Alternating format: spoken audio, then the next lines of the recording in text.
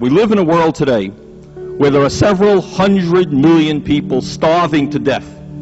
They're starving to death right now. All over this country today, there is a certain demoralization.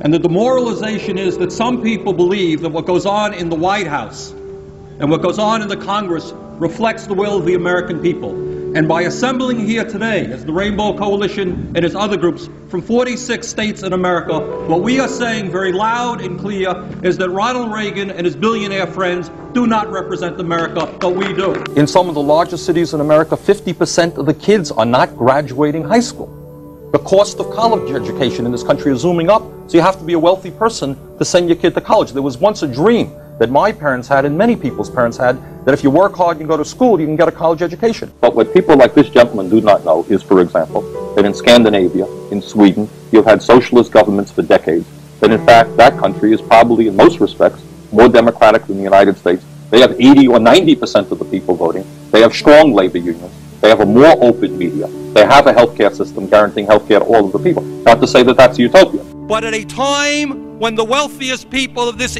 country have seen a tremendous increase in their income, while at the same time the standard of living of working people and poor people has declined, I will be damned if I will vote for a proposal which will stick it to the middle class and the working people. And Mr. Speaker, I've got a problem. I've got a problem with a president and a Congress which allows 5 million children to go hungry, 2 million people to sleep out on the streets, cities to become breeding grounds for drugs and violence. And they say, we're getting tough on crime. If you want to get tough on crime, let's deal with the causes of crime. Let's demand that every man, woman, and child in this country have a decent opportunity and a decent standard of living. Let's not keep putting poor people into jail and disproportionately punishing blacks. While our children go hungry and sleep out on the streets, lack adequate health care or educational opportunity, the wealthiest people in this country have grown far richer while their tax burden has declined. We have an approach to campaign financing which, to a very large degree, allows wealthy people and major corporations to buy and sell politicians. The rich get richer, the poor get poorer, and ordinary Americans are shut out of the political system. The United States today is one of 2 nations in the industrialized world that does not have a national health care system. That has to do with campaign finance reform. The United States today, the chief executive officers are seeing their salaries soar, and the gap between the rich and the poor grows wider. 10 million Americans are unemployed. That has to do with campaign finance reform. The system, by and large, is owned and controlled by big money interests, and the President of the United States and much of the Congress does the work of protecting the big corporations and the wealthy people who control the economic and political life of this nation. This country, this great country, this democracy, is evolving into an oligarchy. And an oligarchy is a country in which a few people have tremendous wealth and tremendous power and exercise that wealth and that power over all. We have seen a situation where we give huge tax breaks to the wealthy and you have 2 million people sleeping out on the street.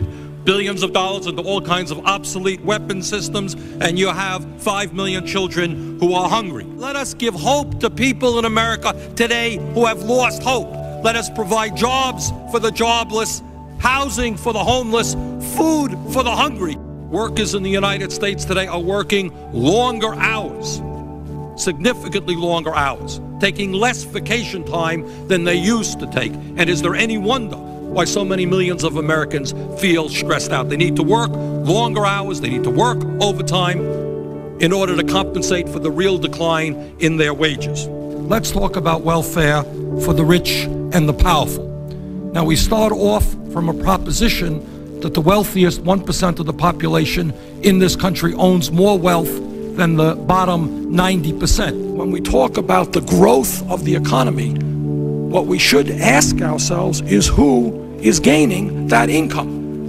And what is clearly going on is the lion's share, the overwhelming amount of the growth in income is going to the very, very wealthiest people, while the vast majority of the people are seeing a decline in their real incomes. I find it ironic that it is the taxpayers of this country who are going to have to bail out banks that have made billions and billions of dollars investing in Asia. Is it morally right that CEOs of large corporations now make over 500 times what their workers make and seem to make more money to the degree that they lay off American workers? Walmart has replaced General Motors as the major employer in America, paying people starvation wages rather than living wages. We can fight terrorism, protect the American people without undermining the basic constitutional rights which make us a free country. They understand that our trade policies are failing when they note that our trade deficit is huge and growing larger every single year. And it seems to me, Madam President, that before we go forward again in pursuit of a failing trade agenda, we might want to sit back, take a moratorium, understand why our trade policies are failing, and then put together trade agreements that work for the working people and the middle class of this country rather than just the CEOs of large multinational corporations. The wealthiest 1/10 of 1%, 1/10 of 1%, 300,000 men, women, and children now earn more income than do the bottom 150 million Americans. No matter how many children live in poverty, no matter how high the unemployment numbers are, they want more and more and more. And I say enough is enough. And you want to know why the American people are cynical about what goes on in Washington? You want to know why the Congress of the United States has an extremely low level of support or favorability? It is because the American people know they are getting ripped off. You got millions of people today who are working longer hours and their income is going down. Their wages are going down. This grotesque level of inequality is immoral. It is bad economics. It is unsustainable. This type of rigged economy is not what America is supposed to be about. This has got to change. And as your president, together, we are going to change it. When we stand together, there is nothing that we cannot accomplish. And I pledge to you that every day I will fight for the public interest, not the corporate interest. I will not abandon any segment of American society, whether you're gay or black or Latino, poor or working class, just because it is politically expedient at a given time.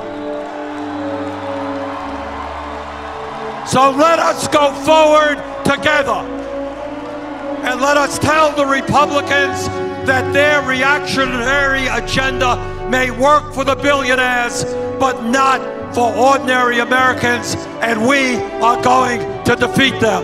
Thank you all very much.